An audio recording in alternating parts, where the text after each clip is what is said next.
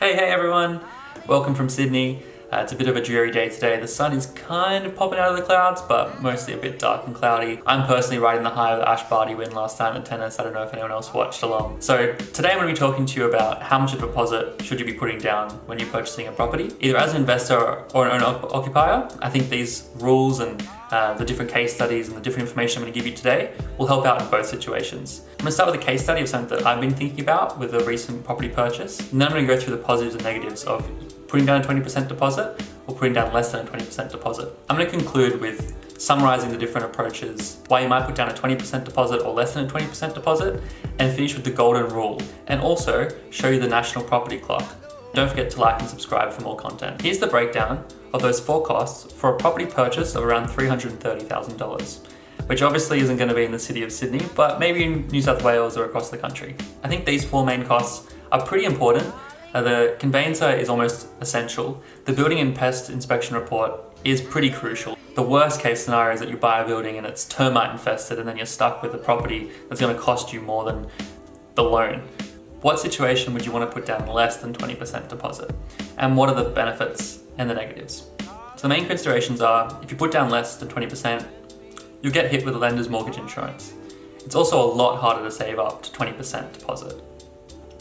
It will mean that you might get a worse interest rate, and it could limit the banks that you could go to, which means you might be going to non-banks. It also means it can mean that you're putting less money up front, which means you might have more money in your pocket.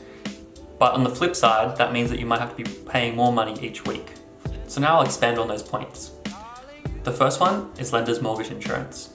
Unless you're a massive law nerd or you love saving lives, you're going to have to pay lender's mortgage insurance with less than 20% deposit. Now I know everyone says this is terrible, it's dead money, and there's some truth to that. But lender's mortgage insurance can be a tool to access the market when it can be hard to save up to 20% otherwise. So what is lender's mortgage insurance? It's essentially a fee you have to pay the bank to say, hey, trust me, I'm secure and we can do business together. I would say as a general principle, it's good to avoid paying lender's mortgage insurance, but of course there's some situations where you can't avoid it. Lender's mortgage insurance works on a tiered system. Up until a point, lender's mortgage insurance is going to hurt. I'll just take you through how this actually works on an online calculator. So here's an online calculator that I found. It's really useful. It's yourmortgage.com.au. For demonstration purposes, I'm going to put down that we're a first homeowner buyer. And we've got the property value here of $330,000, the loan amount of $287,000. So if I calculate that, you're looking at an LVR of about 87%. And you're paying almost 3K. So if you drop down to 85 LVR, which I think is the sweet spot, you're shaving off quite a bit of money already. And that's just around 2% different, 2 LVR different. If we go to the other extreme of about 95 LVR, you're getting whacked with a huge amount. If we go to 90, it's not too much better. It's still roughly double the 85 LVR mark. So here you can see, just as a quick demonstration, that the sweet spot is around 85 if you wanted to balance between paying lender's mortgage insurance or not.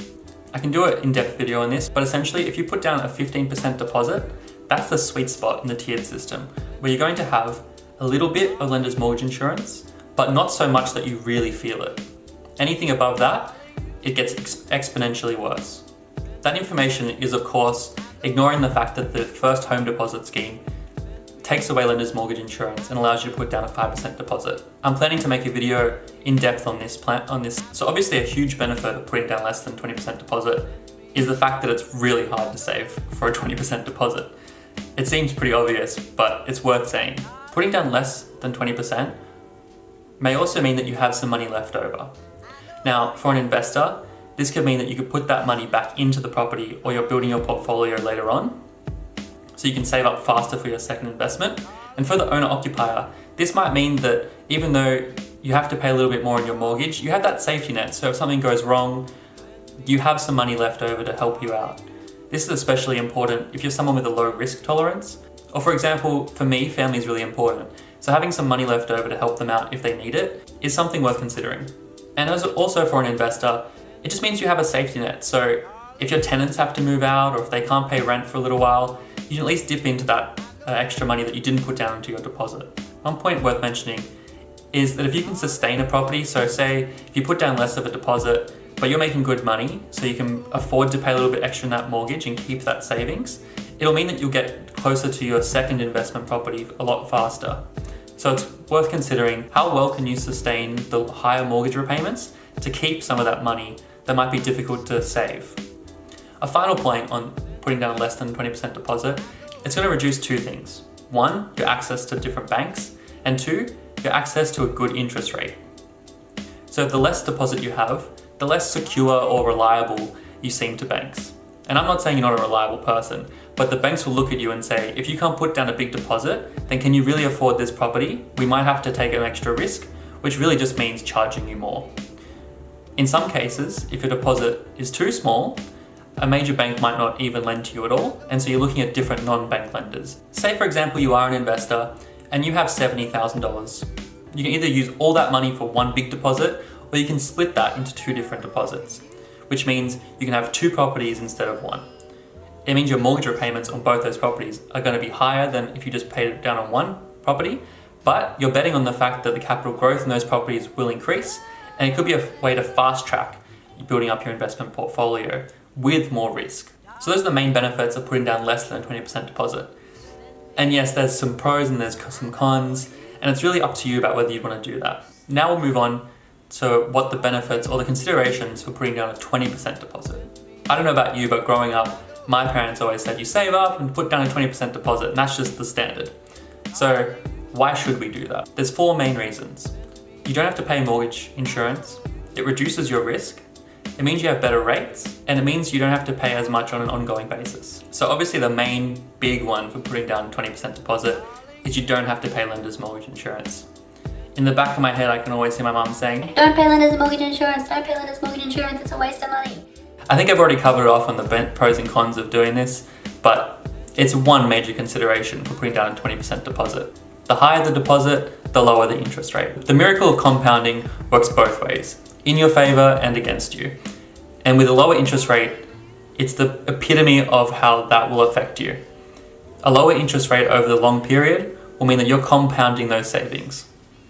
I'm going to make a video on the miracle of compounding because it's pretty incredible, but just for now, the lower your interest rate, that percentage of saving will compound over time and build upon itself. But on the flip side, the higher your interest rate, the more you're going to be compounding interest against you. So the other one is the cost out of your pocket on an ongoing basis. The larger the deposit, the less your property is going to cost. So your mortgage repayments are going to be less. This is really important for investors, or if you're planning on changing your own occupier to an investment later on. Because if you can charge less rent, you can be more competitive against other properties that are similar to yours. So the fourth point is it also reduces your risk. And what I mean by this is the bigger your deposit, the less you owe on the property, which means if the value of your property fluctuates, which it will, then if the value of your property goes down, the less you own it means that gap between the risk of what you owe and how much it's worth doesn't matter as much to you.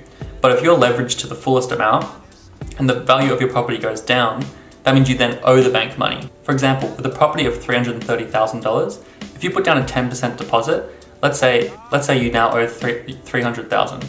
If the value of your property goes down below that and you have to sell the property for some reason, you're going to be making a loss. Whereas if you've paid down a deposit of 20%, then you have a little bit of money left over and you have a little bit more buffer room.